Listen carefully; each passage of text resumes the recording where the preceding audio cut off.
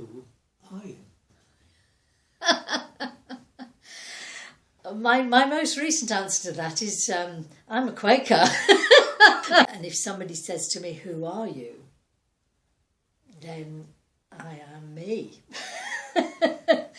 And I am the sum total of my experiences of life. Yes. From the moment that I was born until this present moment, which will continue to change. And in half an hour's time, I'll be a different person because I'll have a different experience. So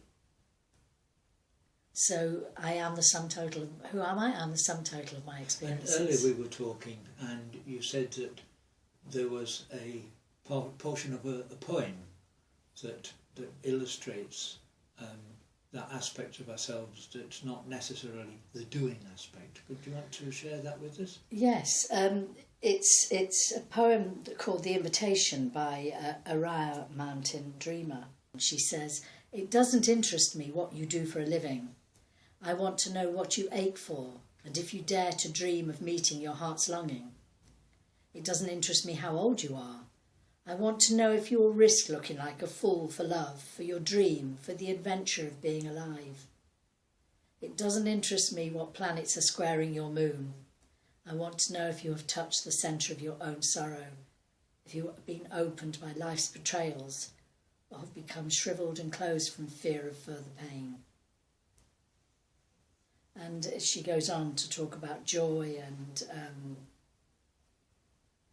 truth and beauty and what those things are for you and how they have become who you are. What that means is that if I'm to describe who I am, then I tell you what I find beautiful, what makes my heart sing, what who inspires me, what inspires me,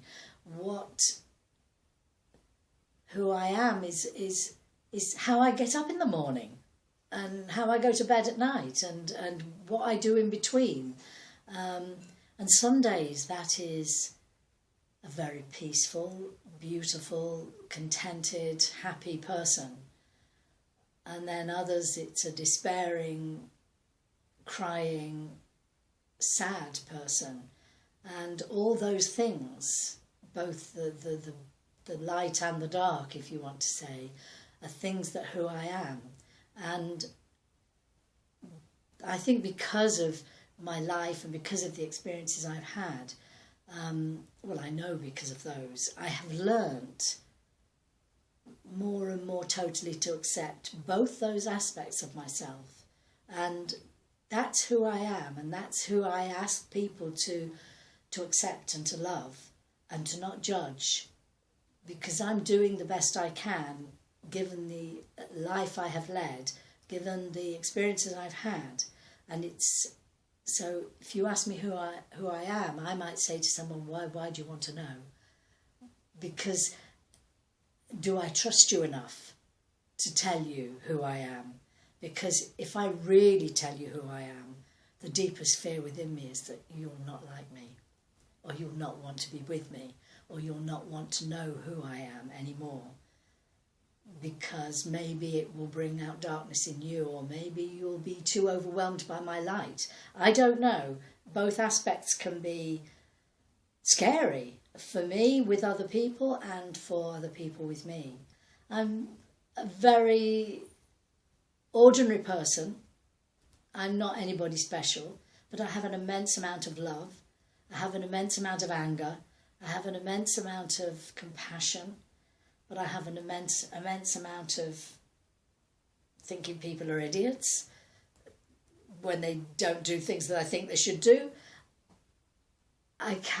Somebody once said I was one of the most non-judgmental people they've ever met.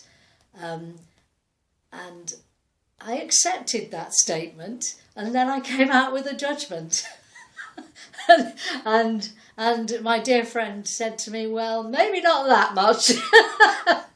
But we were laughing about it because that is who I try to be. Somebody accepting of others, just as I am trying to wholly accept myself. You mentioned the light and the dark. What is it really that sustains you during your dark period? word that's come into my head is faith. And yet if you'd have asked me, have I got faith, I'd say no. But it's faith, trust, it's experience, because I've been there before and knowing that I have always come through it. However, in the darkest times of despair, there has always been this sense that I'm being held. When I first reached out to change my life to someone was a very dark and despairing time in my life, when my life was I just didn't really know why I wanted to be alive. And it was a time when alcohol played the most enormous role in my life. And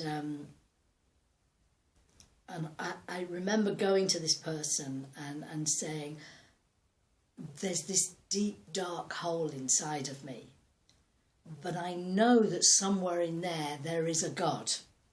And this is being brought up a Christian, this was the only words I had to describe it. And I've got very many other words to describe it now, after the many years it's been since that first conversation. But there's always been that sense of one of my little mantras is, I'm divinely protected and safe at all times. Everything I do is right and brings me love, which I accept with joy and with pleasure. Now, in my deepest despair, that will come to me. And even though I do not believe it, there is, at some level that I can't grasp onto in that moment, that I know that is true. Something that is bigger than me, and yet it's me, I will come out of that. And I know, again from experience, that this happens less and less. I think it's to do with getting older, but I think it's also to do with the deeply spiritual life I have been leading for the many years that I've been doing it. And when I go into that place, because I still do, it doesn't take so long to come out of it. And it might last a few days, whereas before it might have lasted a few months. There is a way out of it. There is a light. Even when I can't see the light is there to have the faith to. So yes, faith. And there is a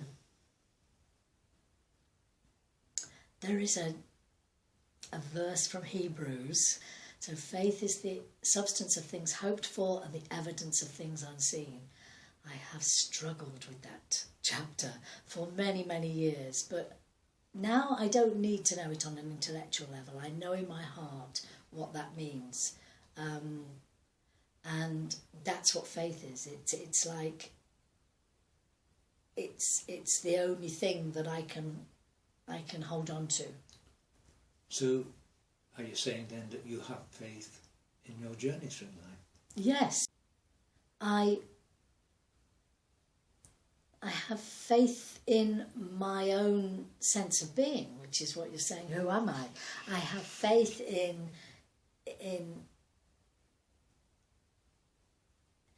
I can't even say I have faith in my beliefs, because my beliefs have changed so many times.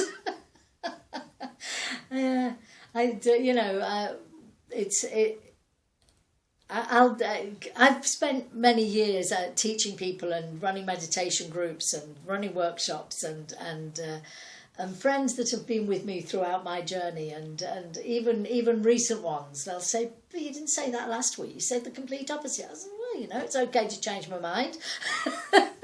Because it's like, for me, it's faith and belief is a growing thing. It's not something that stays still. And whereas I can take an enormous amount of help from all the religions of this world and all the spiritual writings of this world, and I can take an enormous amount of wisdom and truth and everything from many different sources, whether it be even the atheists and agnostics of the humanitarian, the humanists of this world, who have, the scientists of this world, You know, they all have something that speaks to me of who I am, whether it be who I am in this universe, or whether it be who I am in Worcester where I'm living, or whether it be who I am when I'm with you, my friend, and or whether it be who I am when I'm with my sisters. Because every person that I have a relationship with sees me differently, just as I see them differently to anybody else that they knows them. Because nobody, again, it's a belief that might change tomorrow, can know everything about everybody else and every aspect of them. I think even within a relationship that lasts many, many years, there's still things that are kept hidden.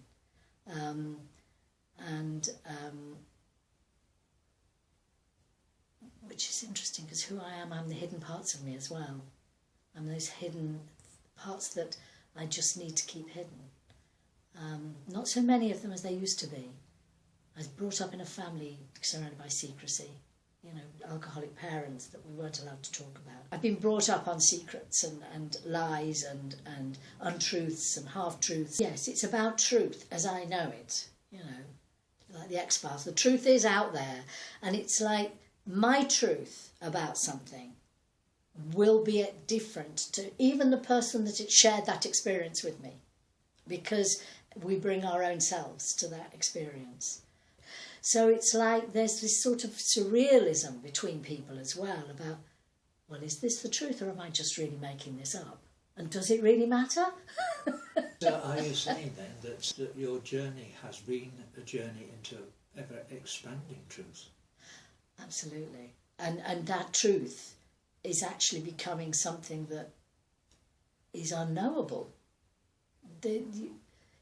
And I know this sounds like a cliche, and it is, but it's the truth as I know it right at this moment, is that the more I know, the less I understand. The more truth I unveil, the more mysterious it all becomes. And it's like, which is why there's this constant change of belief, this constant change of how my faith works. And there's always been this sense of impatience to know more about this truth. There's this ever searching for, why is this? What is the truth about this? You know, why does that happen? And what, you know, and that for me is happening on my spiritual journey. Whereas for others it might be a scientific journey, or for others it might be a Christian journey, or a Muslim journey. But we're all, anybody that is trying to find out who they are and what the meaning of being here is, will go down some path to find it. And those paths are all right. So you're talking about your spiritual journey, and it must have had a beginning. Can you remember that far back when you actually first started your spiritual journey? What was it that resonated with you to start the journey? I suppose the very disciplined spiritual search started after I'd stopped drinking, after going for counselling sessions. I